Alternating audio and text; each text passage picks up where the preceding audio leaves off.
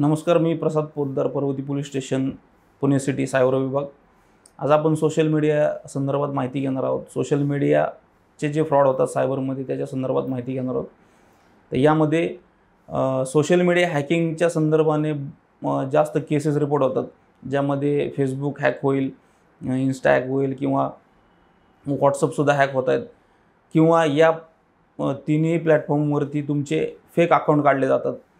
तर हॅकिंग संदर्भात जर बघायला गेलं तर तुम्हाला कुठली तरी मॅसेंजरवरती, त्या पर्टिक्युलर प्लॅटफॉर्मच्या मॅसेंजरवरती तुम्हाला एक लिंक येते की मी अमुक कॉन्टॅक्स्टमध्ये भाग घेतो आहे.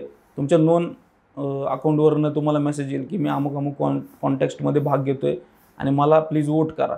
आणि त्या लिंकवरती क्लिक केल्यानंतर ती लिंक तुम्हाला त्या प्लॅटफॉर्मच्या लॉग इन पेजवरती घेऊन जाते. तिथे तुम्ही यूजर आय डी पासवर्ड टाकता आणि तो खरा तर तो फिशी लिंक असते आणि त्या लिंक थ्रू जी माहिती जाईल ती त्या फ्रॉडस्टरकडे जाते आणि त्या माहितीचा वापर करून फ्रॉडस्टर तुमच्या सोशल मीडियाच्या अकाउंटमध्ये एंटर करतात, म्हणजेच ते हॅक केलं जातं.